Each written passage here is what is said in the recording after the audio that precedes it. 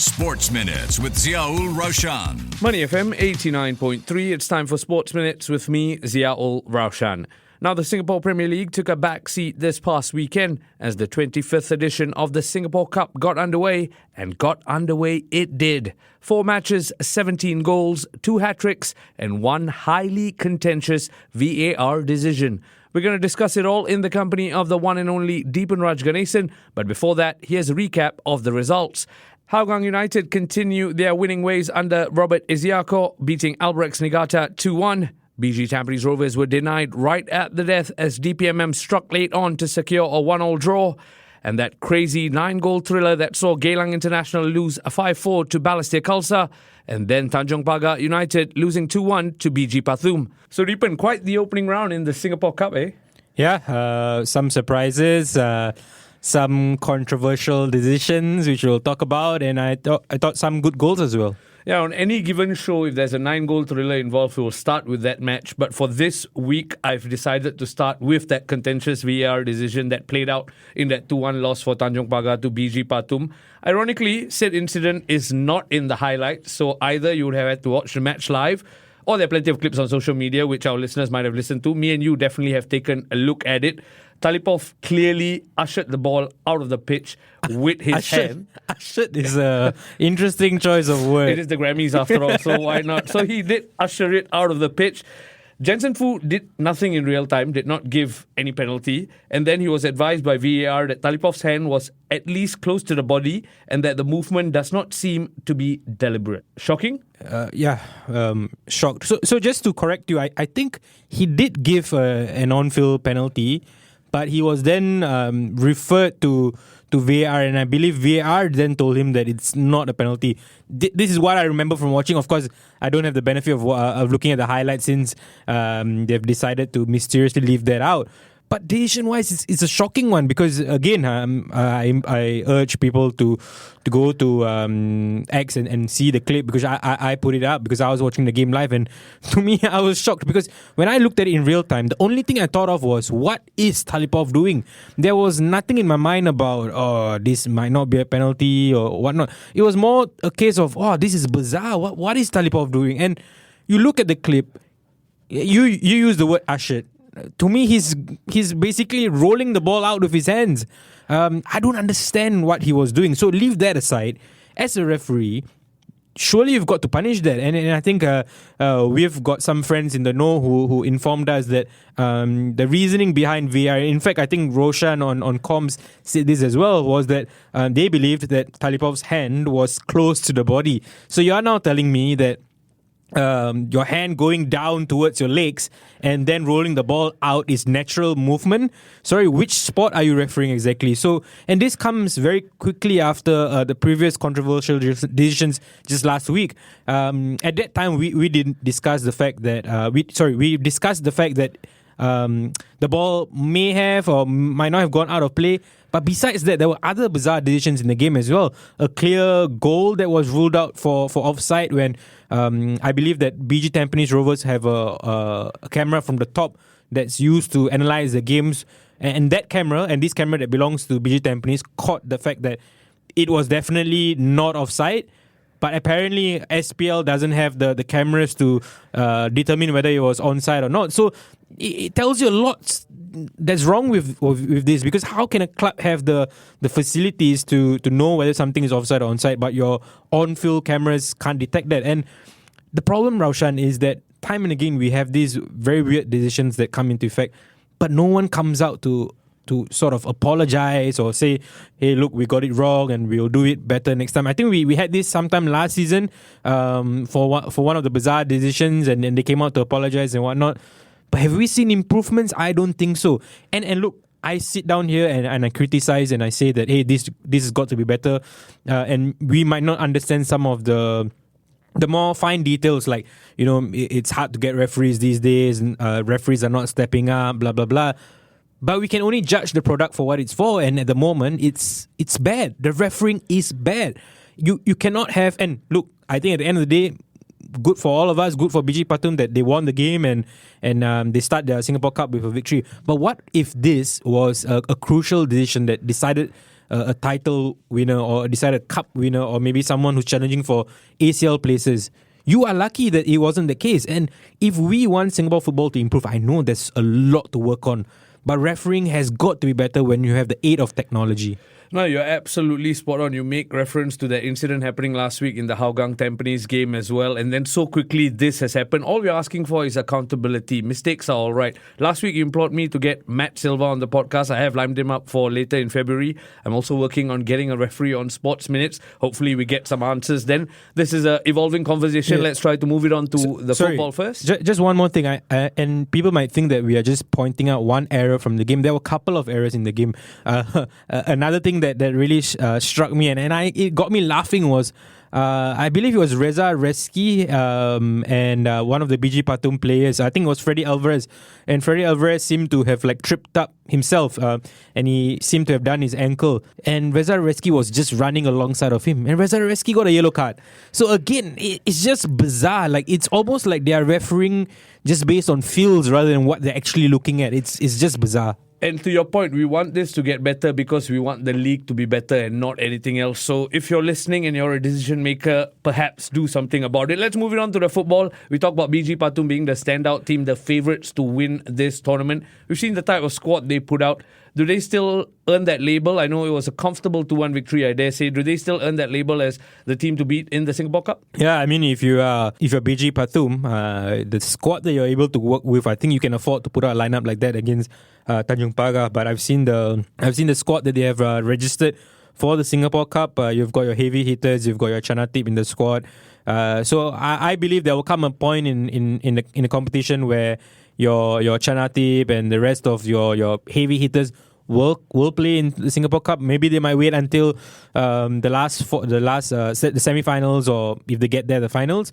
But I think whatever they have is good enough to beat some of our Singapore teams, and we saw that against Tanjung Pagar. A lot of chatter on X that unfortunately Ilhan Fandi didn't get off the bench. Maybe the Singapore fans were excited to see him, but that's a conversation for another day. Let's moving on to Tanjung Pagar. When I spoke to Noor Alamshah, he said the cup run is just a bonus. It's very much the bread and butter of the league. Having said that, he still put out a very strong team. Unfortunately for Tanjung Pagar, Salif Sisse looks to have picked up a bad injury. Does this mean it's going to be a bigger problem for Tanjung Pagar, who have a very thin squad? Yeah, I think if there's anyone besides Matt Silva that they cannot lose at the moment, it's Salif Sisse, because he does so much for the team up front, not just his finishing, but his hold-up play, his ability to get the rest of the team up. It's a crucial miss if he's out. At this time, we're still not sure how severe the injury is. Who comes in? I mean, you look at Sahil perhaps, who's able to fill a spot. But again, Sahil is a completely different player to what Salif Sisse is in terms of what he provides. So big blow for Tanjung Pagar if really is the case that he's a serious injury. Maybe I joked about Noor Alamshah registering himself. It might be time for Along to hit that call. All right, on to the 9-goal thriller between Geylang and Balestier. Here's both the coaches sharing their post-match observations. I thought we were sloppy in possession, but we gave away 5 goals, I think, today. I think it's too easy, which we don't seldom do, But again, like I say, it was a makeshift team last minute to prepare this game, because a few things happened during the week. But credit to the boys, I think we scored 4 goals and we actually still managed to play well against a full squad of Balestier. So I think the game, the biggest takeaway for me is that to see Hood playing in the game, start debut, and then Prince, 18-year-old, coming out.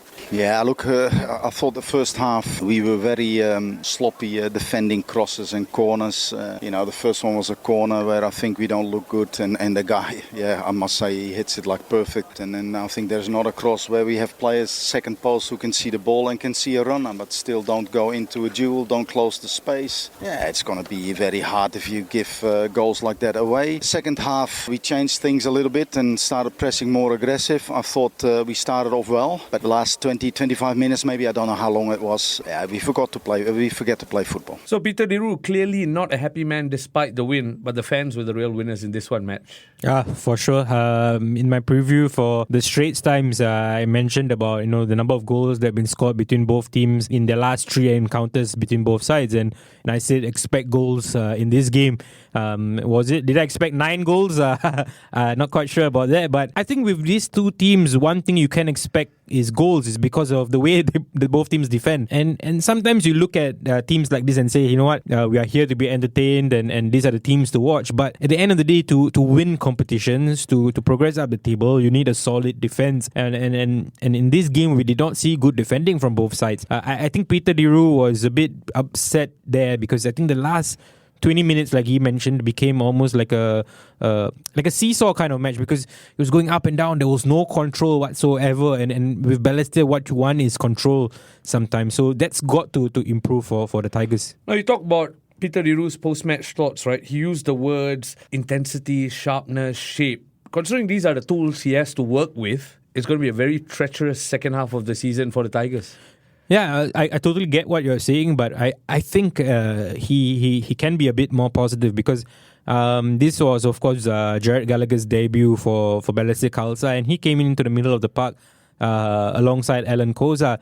And I thought I saw enough to suggest that this Balestier team will sort of improve as the matches go on, because now they have the ability to push Sujita a bit further forward. So essentially you have Fukashiro, Anton Fase, and Sujita right behind Kodai Tanaka. That's quite a scary thought for most defenses. So if Jared Gallagher can sort of fulfill the role of midfield destroyer, ball winner, allow Alan Koza to do the sort of passing in between lines, Balestier have a good team. But it's what's behind that is the issue. And Abdul Karim and Madhu Mohana, like, they have got to do better. I think Peter mentioned that as well, is sometimes you look at the runs that they're making, opposition is making, but the defense is not really covering that quite well. So I think he's got to rejig that back line. Maybe it's a case of Abdul just coming in after a long time out, and he needs a bit more time to form a partnership again with Madhu, or could you see Darren Tay moving into the middle? But the defense has got to be better, because you can score 5 goals, but if you keep conceding 4 goals every game, I don't think you're going to win many matches. Yeah, you're absolutely right. Let's move on to the Geylang perspective. Mohammad Noor Ali described the defending as uncharacteristic because they haven't been as porous at the back. But was it just a case of missing key personnel for the Eagles? Yeah, I do think it's a case of that, because I think if Geylang had the full 11, they would have probably won this game, because I think they created enough chances. I like the idea of using cup games to give some of your younger players chances, and that's what Noor Ali did. He talked about Hood Ismail, he talked about Prince Rio, who Prince Rio is someone I think Raushan Noor Ali has waxed lyrical about to us many times, someone he rates very highly, and I think in this game he gave a glimpse of that in terms of what he can do. So exciting. I think you always want to look at cup competition and see some of these young players emerge, and we got that from Geylang. Of course, results wise, I'm sure the fans rather 3 points than 3 young kids, but I think it's a cup competition. I'm sure they'll pick up points elsewhere. And it seems like cup or league, all Tomoki Doi does is score, right? Excellent player. Let's move it on to the other half of the East. That's BG Tampines Rovers, who continued their struggles at the start of the year. Another 1-1 draw, this time by DPMM. Here's both the coaches speaking post-match. Yeah, it's just the start of a journey. We still got, I think, 3 more games, so we still got a lot of points to play for. But unfortunately, today to be fair, I think Brunei, they came, they knew that they just wanted to protect the space behind, protect the box quite well. And they did that, right? Credit to them. But I thought our boys, we created enough opportunities inside the box as well. We stretched Nomowski quite a few times, but we didn't convert, and that ultimately allowed us to let that one goal or one shot they had, one wonder goal they had to define the game. But again, shame on us, because we created enough chances to kill it off. It's a beautiful game, isn't it? It's the emotions you get in football, and I felt we kind of deserved that. We knew and we set up to allow Tampines to dominate possession, and they did so. They created some good chances. Kiko made some great saves. Had a little bit of luck, and then the boys dug in, defended resiliently, and then got a great goal from the corner, sending Kiko up for the goalkeepers to go head to head, and then we got a little bit of luck, and it's a good finish from Nazari, so delighted. So there you have it, both the coaches speaking post-match. Before we touch on BG Tampines Rovers, let's start on DPMM. The question is basically the answer as well. Christian Nomowski. Yeah, tremendous performance. Not just at the back in keeping the goals out, but crucial in Brunei DPM scoring the late equalizer. Yeah, he's a personality, isn't he? I mean, you look at him and you want a keeper like that for you. That's for sure. I think most SPL managers will agree. He is a big asset for them. I'm not sure if DPMM were lucky to get the point. I wouldn't say so, because I thought that they... Yes, of course, Nawalski kept them in the game, but they were also very robust in defense. They were able to sort of push BG Tampines all the way. Even up to the last corner, I still felt like they could get something, and that's what they did. Yeah, it did take a wonder goal to rescue the result, but from BG Tampines Rovers' perspective, you heard from Gavin there, he sounded frustrated. Despite being proud of the boys' efforts, he felt that they should have made the result safe, and this means they haven't won a game in 2025 yet. Are we at risk in that territory of BG Tampines Rovers once again failing to live up to the hype? Yeah, so I wouldn't want to sort of throw that label too soon just yet, but you have to contrast it with how they began 2024. And it got us all talking about how they could challenge Sailors all the way, but now with where we are at this point and how the table looks, it looks like it might be a challenge too far for them. The Singapore Cup is just one game. I'm sure they'll get better, but again, it's just a case of always we expect a lot from them, and then in the end doesn't quite deliver. I hope they win the Singapore Cup, because this team and this coach, this club, they deserve silverware. In terms of what they are doing off the pitch, in terms of how they try to play football the right way, if you get what I mean. So it's going to be tough, judging from this match alone. Inamoto started off on the left flank almost. It's going to take some time for him to sort of gel these players together. Arya Igami came off the bench, and I think Gavin is sort of needs to find the winning ways again. But if there's a positive, is that I think that with Fox now in as part of the back line, they look really good at the back. Yes, they considered a late equalizer, but for most parts of the game, I thought they were quite secure at the back. So if you have a foundation like that going into matches, it's the opposite of what I said about Balestier Khalsa. If you have the foundation like this, you only need your strike to sort of get the act together, and you're going to be winning more games than you are drawing or losing them. And I'm sure Tampines fans are hoping for their club to win a game soon to kickstart 2025 almost. One club who has no problem winning games at the moment is Hougang United. 3 out of 3 now for Robert Iziako. Before we talk about the Hougang perspective, Albrechts, though, makers of their own misery, because 2 mistakes led to 2 goals. Yeah, so Albrecht's start to 2025 has been quite poor so far. And it's not just the goals. I think just overall a lot of individual mistakes at the moment, a bit sloppy in possession as well. Easy crosses going straight out of play. They've got to do better, because again, I think they are a team that sort of took a upwards trajectory after the sacking of Coach Katsu, and just hasn't quite picked up from there. We won. I think the league needs a strong Albrechts.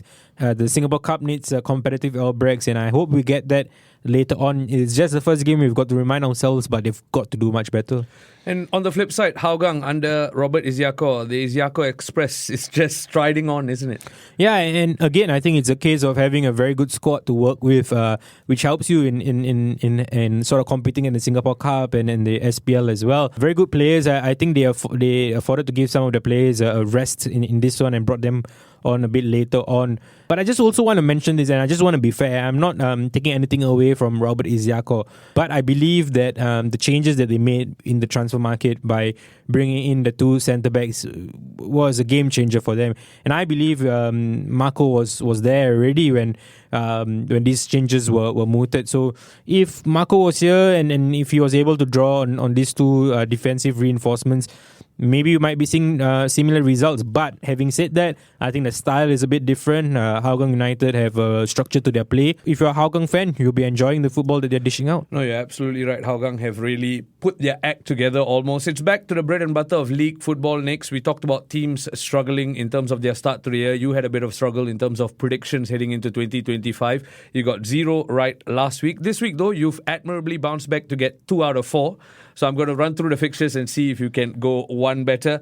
Kicking off Friday night football, Brunei DPMM take on Balestier Khalsa. Tough one.